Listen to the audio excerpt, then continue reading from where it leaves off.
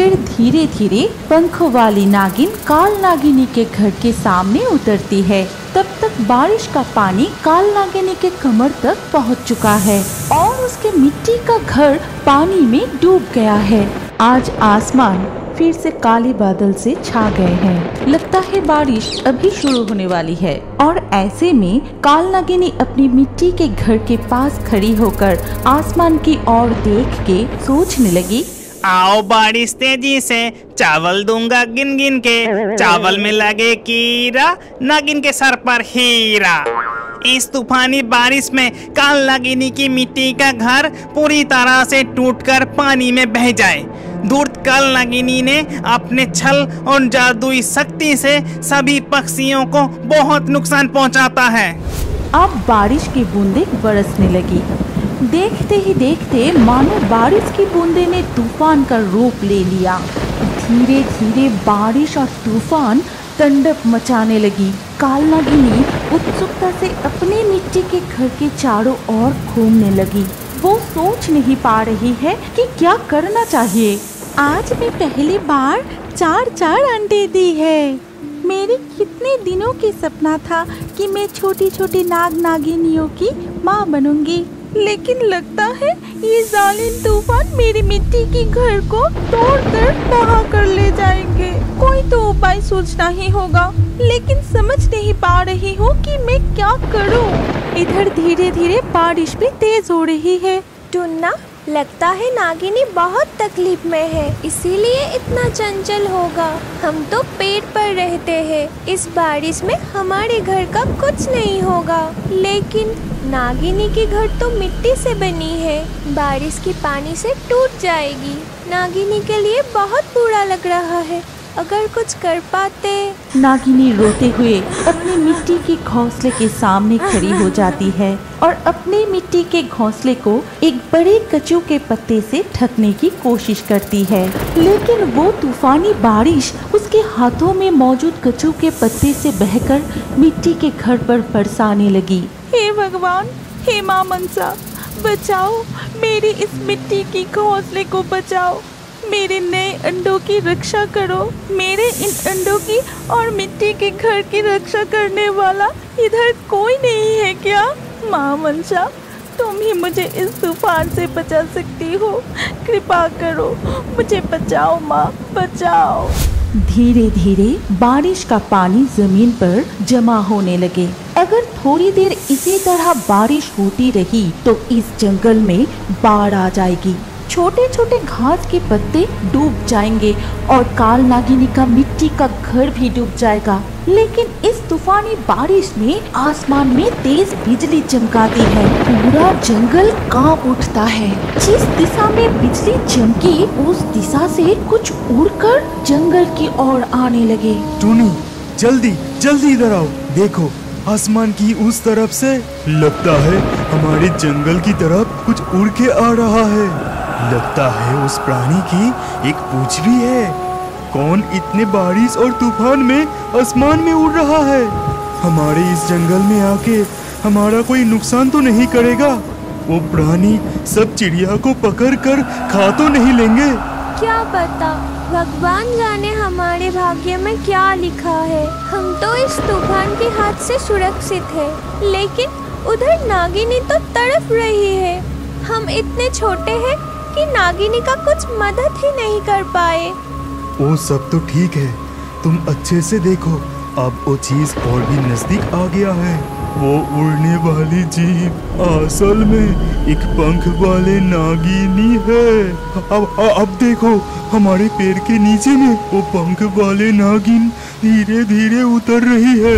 मैं इस तेज तूफान और बारिश में तुम्हारी मन की उलझन को सुलझाने के लिए आया हूँ। बताओ, तुम्हें क्या चाहिए?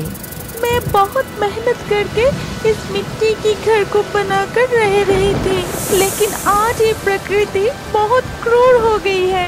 लगता है मेरी ये मिट्टी की घर को इस बारिश के हाथ से बचा नहीं पाऊंगी। कृपा करके मेरी इन अंडों को तो कोई बचाओ। मैं तुम्हारे अंडे अपने साथ नहीं ले जा सकता, लेकिन इस हालात में उन्हें बचाने का केवल एक ही तरीका है। मैं अंडों को पंछियों के घोंसले में रख सकता हूँ। इससे बारिश का पानी बाढ़ का रूप धारण करने पर भी तुम्हारे अंडे बच जाएगा, लेकिन मैं तुम्हारी मिट्टी के घर को बचा नहीं पाऊंगा। तुम सिर्फ मेरी इन अंडों को बचा लो पंख वाले नागिन, मैं अपनी मिट्टी का घर फिर से बना लूंगी। अब तक शाम हो चुकी थी। पंख वाले नागिन ने काल नागिनी के घर से अंडे लिए धीरे धीरे पेड़ पर टूनी चिड़िया की घोंसले की ओर उड़ गया। इस तूफानी बारिश में पंख वाले नागिन को अपने पंख फैला के उड़ने में कोई परेशानी नहीं हुई। वो पंख वाली नागिन बहुत आसानी से टूनी की घोंसले तक पहुंच गया। टूनी चिड़िया, क्या तुम घोंसले में हो? जरा बाहर आना। टूनी के दरवाजा खोलने के बाद पंख वाली नागिन नन्हे टूनी पंछी को समझाने लगी। पहले टूनी के चेहरे पर डर था, लेकिन अब खुशी नजर आ रही है। हाँ बिल्कुल, हमें ये जिम्मेदारी निभाने में बहुत खुशी मिलेगी। मैं इन अंडों की बहुत देखभाल करूंगी और बहुत जल्द ही नागिनी के बच्चे अंडों से निकलेंगे और इस दुनिया की रोशनी देखेंगे।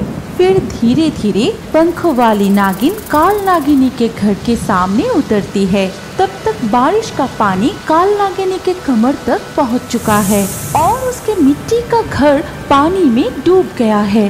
तुम्हारे अंडे अब बिल्कुल सुरक्षित है, तुम चिंता मत करो। आज आधी रात को ही बारिश रुक जाएगी। कल सुबह होते ही तुम तुम्हारा मिट्टी के घर बनाना शुरू करना। घर पूरा होते ही मुझे याद करना। तुम्हारे अंडे को पंछियों की घोंसले से तुम्हें लौटा कर जाऊंगी। अब मैं चलती हूँ। पंख वाली नागिनी आकाश की ओर उड़ने लगी। कुछ ही समय में नागिनी बादलों के बीच गायब हो गई। तभी बारिश भी रुक चुकी थी।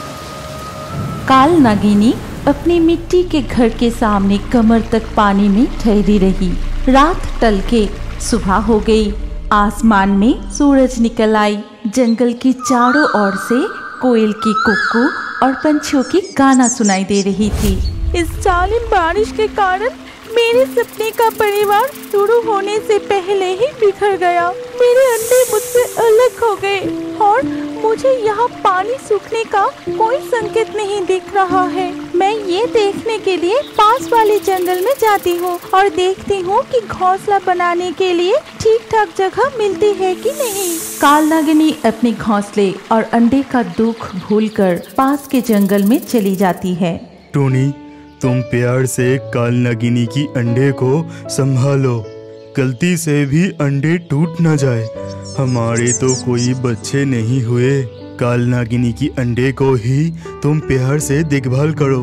काल नागिनी ने इस नए जंगल में एक सुंदर स्थान पर पहले की तरह ही एक मिट्टी का घर बनाया। नागिनी का चेहरा खुशी से चमक रहा है। अब तो वो उस जंगल के 4 अंडों के बारे में भूल ही गया। टूना, क्या तुम देख रहे हो कि अंडे धीरे धीरे कैसे फूट रहे हैं? लगता है बच्चे बहुत जल्दी ही निकल आएंगे। नागिनी के तीनों अंडे एक एक करके फूटते हैं और तीनों बच्चे बाहर आते हैं, लेकिन एक अंडे में अभी तक कोई भी धीमी धड़कन का संकेत नहीं दिख रहा है। क्या आपको पता है हमारी कहानी के हिस्सा आप भी बन सकते हैं? कैसे?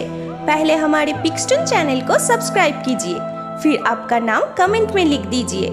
लकी ड्रॉ के माध्यम से आपका नाम चुना जाएगा और हमारे नए कार्टून वीडियो में किस किस का नाम चुना गया है वो जानने के लिए स्क्रीन के ऊपर इस वीडियो कार्ड में क्लिक कीजिए।